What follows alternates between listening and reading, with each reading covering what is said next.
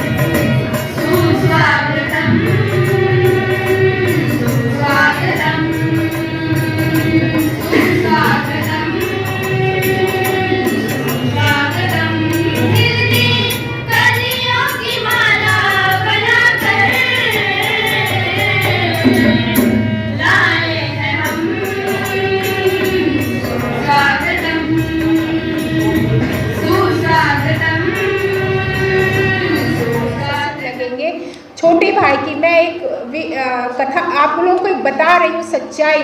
तो उस समय नई मैं आई थी और तीसरे दिन ही 15 अगस्त था। फिर वो भोर में ही उठ करके अपना नित्य कर्म करके तैयार होने लगे। तो मुझे बड़ा आश्चर्य हुआ कि 2 दिन पहले तो मेरे ससुर की मृत्यु हुई है, दादा ससुर की, जो कि चाचा लगते, मतलब मेरे बाबूजी के भाई लगते थे। फिर ये 15 अगस्त के लिए क्यों तैयार हो रहे हैं? लेकिन बाद में धीरे धीरे उनके साथ रहने के साथ मुझे ये अनुभव प्राप्त हुआ कि वो एक सच्चे भक्त थे।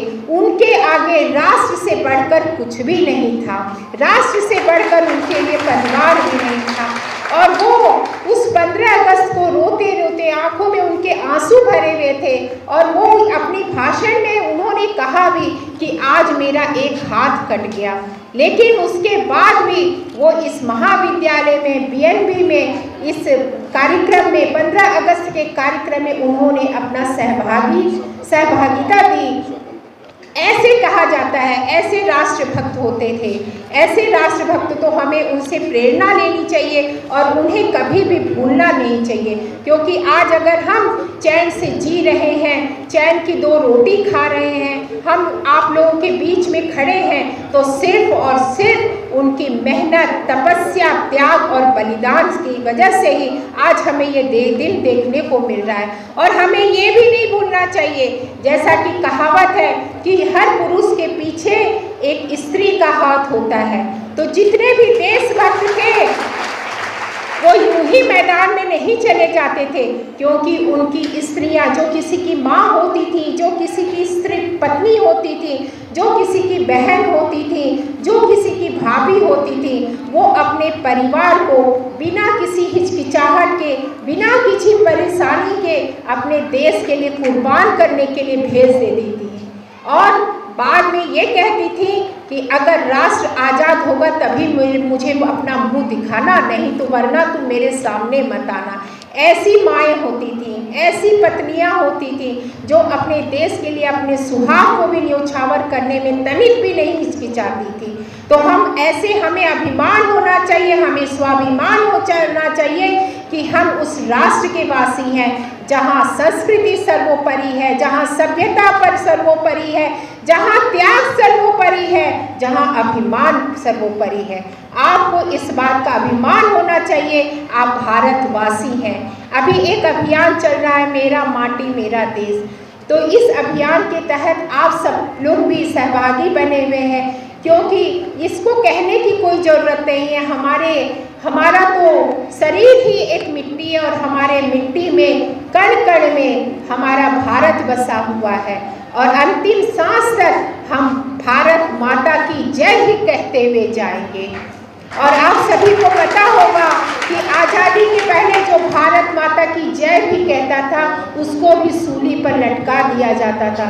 सोचिए, हम लोगों ने कितनी तपस्या और त्याग के बाद इन दिनों को देखा है, तो हमारा ये कर्तव्य बनता है कि हम इस आज़ादी को हमेशा बनाए रखें, देश की समृद्धि को बनाए रखें। जैसा कि आप लोगों को पता है कि हमारा भारत विश्व की 5वीं सबसे बड़ी अर्थव्यवस्था के रूप में है और धीरे धीरे तीसरी अर्थव्यवस्था के रूप में भी पहुंच जाएगा। तो ऐसे भारत को हमें सत प्रणाम करना चाहिए। ऐसे भारत को हमारा सत प्रणाम है। आज हमारे भारत में हमारी महिलाएं विभिन्न क्षेत्रों में महत्वपूर्ण योगदान कर रही हैं, तो उनकी जितनी तारीफ की जाए उतनी कम है। और हम भी एक महिला हैं, और तो हम चाहेंगे कि हमारी महिला बहनें खूब आगे बढ़ें, खूब नाम देश का रोशन करें। हमारी बिटिया लोग भी यहाँ बैठी हुई हैं। बेटा, मैं आप लोगों को बस यही बात कहना चाहूँगी, इसे मेरा आशीर्वाद समझो या एक कुछ भी समझो, लेकिन पहले अपने माँ बाप का नाम रोशन करना, फिर अपने गुरुओं का नाम रोशन करना, फिर अपने क्षेत्र का नाम रोशन करना और देश का नाम रोशन करना।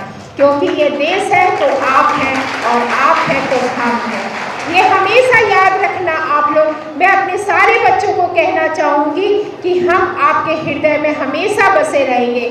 आप भले भूल जाओ, लेकिन हम आपको कभी नहीं भूलेंगे। और मैं आप लोग को एक बात और कहना चाहती हूँ कि हमेशा अपने गुरुओं का सम्मान करना और उनका आदर करना, क्योंकि गुरुजन ही आपके सबसे बड़े शुभचिंतक हैं। वो कभी भी अपने विषय में नहीं सोचते। वो अगर एक क्लास लेकर के जाते हैं तो उनको एक अंदर से संतुष्टि होती है कि आज मैंने अच्छा पढ़ाया, आज मैंने बच्चों को अच्छा सिखाया। अगर वो आपके साथ नाइंसाफ़ी करेंगी तो वो अपने दिल से कभी भी अपने आप को माफ़ नहीं कर पाएंगे। इसलिए जब आप आगे बढ़ते हैं तो सबसे ज़्यादा अगर किसी को खुशी होती है तो सबसे पहले आपके माँ बाप को और उसके बाद आपके गुरुजन को खुशी होती है। तो मैं आप सबकी तरफ से सभी गुरुजन को भी बहुत बहुत धन्यवाद देती हूँ कि उन्होंने उनकी मेहनत और तपस्या की वजह से आपके बच्चे खूब आगे बढ़ते जा रहे हैं। और इन्हीं बातों के साथ, क्योंकि मैं भी एक शिक्षक हूँ तो मेरा भी स्वार्थ थोड़ा बहुत छिपा रहता है इन सबके पीछे। तो बहुत बहुत धन्यवाद। जय हिंद, जय भारत। आप यूँ ही हमेशा स्वतंत्रता दिवस, स्वाधीनता दिवस, गणतंत्र दिवस मनाते जाइए और देश का नाम रोशन करिए। साथ ही साथ हमारे इस महाविद्यालय का भी नाम रोशन करिए, क्योंकि जहाँ जाएंगे अगर आपसे कुछ पूछा जाएगा तो सबसे पहले ये पूछा जाएगा कि आप किस महाविद्यालय के छात्र हैं। और जब आप बोलेंगे कि हम मड़ियाहू पीजी कॉलेज के छात्र हैं तो हमारा सीना गर्व से उठ जाएगा। तो बहुत बहुत धन्यवाद। जय हिंद, जय भारत। एक बार नारा लगा दीजिए।